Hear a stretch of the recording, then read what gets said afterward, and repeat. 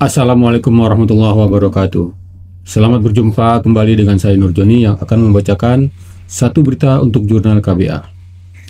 Putaran keempat kualifikasi Piala Dunia 2026 zona Asia bergulir pada 8 hingga 14 Oktober mendatang.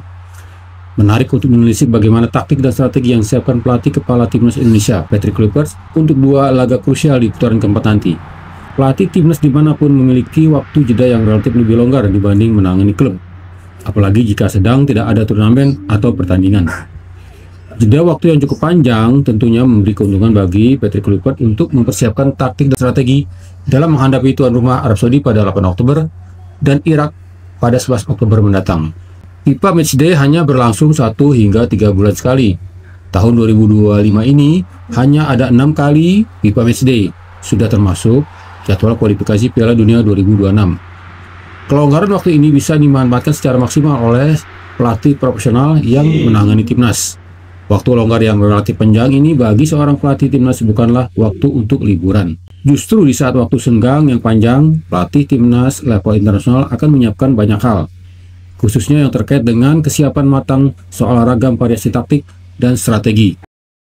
Di saat pemain timnas sedang menjalani kompetisi reguler, Kluivert bersama timnya justru memiliki ruang waktu yang cukup untuk menyiapkan program yang lebih fokus dan spesifik. Berdasarkan hasil asesmen yang komprehensif, Kluivert memiliki banyak waktu menyiapkan rencana taktik A, B, C, D, dan seterusnya.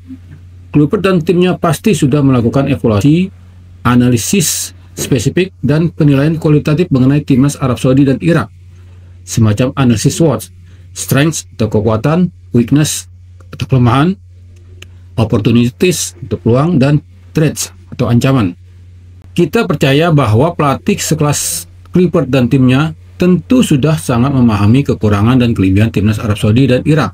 Dengan demikian, Kluivert yang didukung 19 personel untuk semua aspek pekerjaan di timnas Garuda, termasuk penasihat teknis dan manajer, bisa lebih fokus menyiapkan sebanyak mungkin rencana taktik strategi jelang menantang Arab Saudi dan Irak di Riyadh nanti. Dengan waktu jeda yang panjang, Kluivert punya keleluasan untuk melakukan simulasi strategis dari semua rancangan taktik yang dia siapkan. Dengan melakukan simulasi yang lebih terukur, Kluivert bisa membawa kesimpulan taktik yang mendekati ideal saat bertandang ke Riyadh.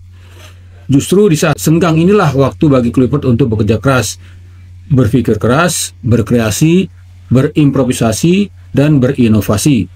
Bukan nanti di saat pertandingan tinggal beberapa hari, apalagi saat pertandingan sudah tiba. Ketika hari perjuangan di Riyadh sudah tiba, idealnya Kluivert tinggal berdiri atau duduk di sisi lapangan sambil memegang remote taktik yang sudah dia siapkan selama 4 bulan terakhir sejak kekalahan 0-6 dari Jepang di Osaka 10 Juni lalu.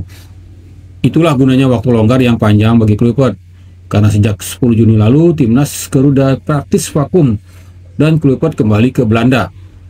Kita berharap selama di Belanda, Kluivert memang sedang menyiapkan banyak program dan ragam taktik strategi untuk pasukan Merah Putih jelang putaran keempat kualifikasi Piala Dunia 2026. Kluivert harus benar-benar memanfaatkan sepenuhnya dukungan luar biasa dari PSSI, pemerintah, dan rakyat Indonesia. Sebagai ilustrasi sederhana, mantan pelatih spesialis set piece atau bola mati timnas Italia dan Tottenham Hotspur, Gianni Pio, disebut memiliki sekitar 5.000 trik untuk eksekusi bola mati dalam bentuk tendangan bebas, sepak pojok, penalti, dan lemparan ke dalam di dalam laptopnya. Demikian pula pakar spesialis bola mati Arsenal yang sebelumnya bertugas di Manchester City, yaitu Nicolas Jover. Jadi, saat dibutuhkan ketika pertandingan sedang berjalan, mereka sudah siap dengan trik eksekusi yang diperlukan. Semuanya di bawah kendali pelatih kepala. Demikian satu berita untuk jurnal KBA. Sampai jumpa pada kesempatan mendatang. Wassalamualaikum warahmatullahi wabarakatuh.